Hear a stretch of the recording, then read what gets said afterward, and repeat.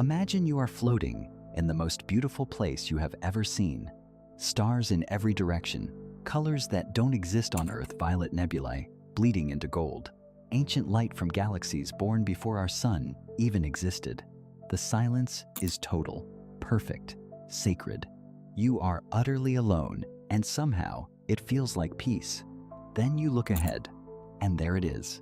A hole in the universe, not dark the way night is dark, darker. A place where the fabric of space itself has been torn open and folded inward. A sphere of absolute nothing, ringed by a halo of superheated gas spinning so fast it glows white. It is the most terrifying thing you have ever seen. And you are moving toward it. You cannot stop. You have been falling for hours, and you didn't even know it. Welcome to the point of no return. From a distance, black holes are stunning, genuinely, breathtakingly beautiful. The accretion disk, that glowing ring of gas and dust that orbits the hole like a cosmic halo, shines brighter than entire galaxies. Scientists have measured some of them outshining 1 trillion suns. The colors shift from deep red at the edges to blinding white near the center, like staring into the throat of a dying star. If you were far enough away, you might even mistake it for something holy. In 2019, humanity saw one for the first time. The Event Horizon Telescope, a network of radio dishes spanning the entire planet, captured an image of the black hole at the center of galaxy M87. It was 6.5 billion times the mass of our sun. It was 55 million light-years away, and even from that incomprehensible distance, it looked like a glowing eye staring back at us. It looked like it was watching. But here's the problem. The closer you get, the more the beauty begins to lie to you. Because everything that makes a black hole beautiful, the glowing disk, the warped light, the luminous ring, is the death rattle of matter that has already been condemned. That light? It's the last scream of gas being accelerated to nearly the speed of light before it vanishes forever. That beauty is destruction, and you are flying straight into the middle of it. Let's start with something most people get wrong. You do not need to touch the black hole to die. You do not need to fall inside. The danger begins long before you ever reach the edge. Every black hole has what physicists call the event horizon, an invisible boundary in space where gravity becomes so powerful that not even light can escape. Once you cross it, the universe you knew is gone. There is no climbing back. There is no distress signal that can reach anyone. There is no rescue mission. Physics itself has locked the door behind you. For our sun to become a black hole, it would need to be compressed into a sphere about 6 kilometers across. The gravity would be so extreme that standing on the surface, if there were a surface, you would weigh 28 billion times more than you do right now. Your body would be pulled apart at the atomic level before your mind even registered what was happening. But here's the thing about falling. When you first cross the event horizon of a supermassive black hole, one of the giants, billions of times the mass of our sun, you might not feel anything at all. The tidal forces at the boundary are spread across such an enormous distance that the difference in gravity between your head and your feet is almost gentle, almost survivable. For a few minutes, you might think you made it through. You didn't. You have just entered the most inescapable trap in the known universe. And it gets worse. The word sounds almost funny. Almost. Spaghettification is what physicists actually call the process by which a black hole stretches your body into a long, thin strand of matter, like pulling taffy.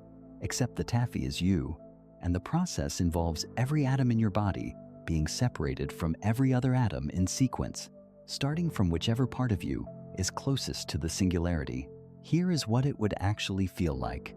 Imagine gravity pulling on your feet with a force 100,000 times stronger than it's pulling on your head. Your circulatory system would fail, first blood rushing toward the singularity faster than your heart could compensate. Then the muscles, then bone. Then the cells themselves begin to separate, layer by layer, like pages torn from a book. You would be stretched to a height of dozens of kilometers before you were torn apart completely. This is not science fiction. This is physics.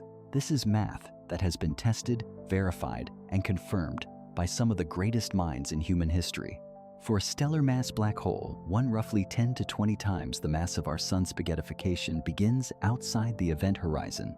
You would be shredded in open space before you ever cross the threshold.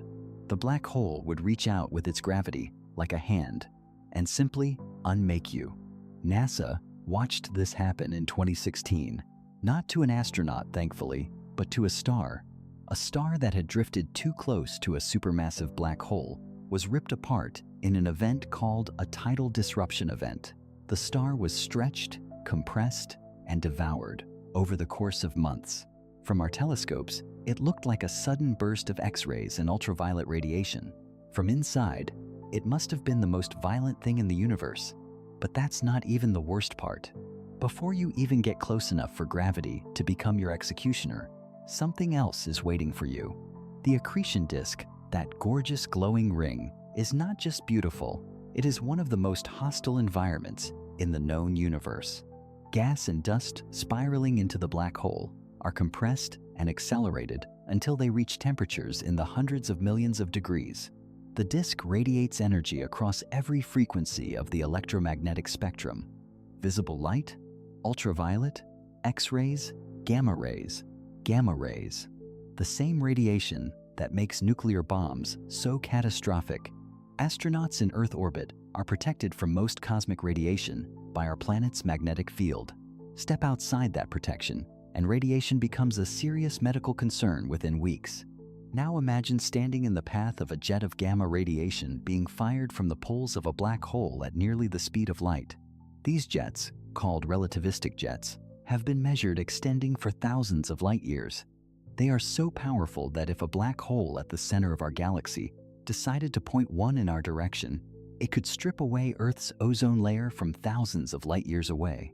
Some scientists believe that a gamma ray burst from a nearby star killed 60% of life on Earth 443 million years ago in the late Ordovician extinction. A black hole doesn't even need to touch you to end all life on an entire planet. You are still millions of kilometers away. You are already bathed in enough radiation to kill you 100 times over. And this is where things change. Here is the part that should frighten you more than the radiation, more than the tidal forces, more than any physical danger. Black holes don't just destroy matter, they destroy time. Einstein proved it, and over a century of observation has confirmed it. Gravity warps space-time. The stronger the gravity, the slower time passes. This isn't a metaphor. This isn't philosophy. This is a measurable, verified, real phenomenon. GPS satellites have to account for the fact that clocks run slightly faster in orbit than they do on Earth's surface. Even Earth's relatively gentle gravity is enough to create a measurable time difference. Now multiply that gravity by 1 billion. As you fall toward the event horizon, time begins to slow down for you relative to the outside universe. From your perspective, everything feels normal. Your watch ticks at the same rate. Your heart beats the same. You experience the same subjective passage of time. But for anyone watching you from a safe distance, you are slowing down. Like a film gradually reduced to a single frame per hour, per year, per millennium. To an observer watching through a telescope, you would never actually cross the event horizon. You would appear to freeze at the boundary, your image growing dimmer and redder as the light from your body becomes more and more stretched, gravitationally redshifted, until you fade into invisibility. To them, you are frozen at the edge of eternity. To you, the universe outside is accelerating. You would watch the stars burn out. You would watch galaxies collide and merge and die. You would see billions of years pass in what feels like moments. The universe would age to death around you while you were still falling. You would be the last thing to see the end of everything. But here's the problem. You still haven't reached the singularity. At the center of a black hole is the singularity, a point of infinite density, a place where every equation we have, every model, every theory, every framework physics has constructed over 4 centuries of genius breaks down completely. Mathematically, the singularity is a place where mass is compressed into zero volume, where density becomes infinite, where space-time curves without limit. In practical terms, we have no idea what's actually there. We know the singularity exists because our mathematics demands it, but the equations that produce it are the same equations that fail to describe it. It is a location in the universe that defeats our ability to understand it. When our models produce infinities, it means the models have broken.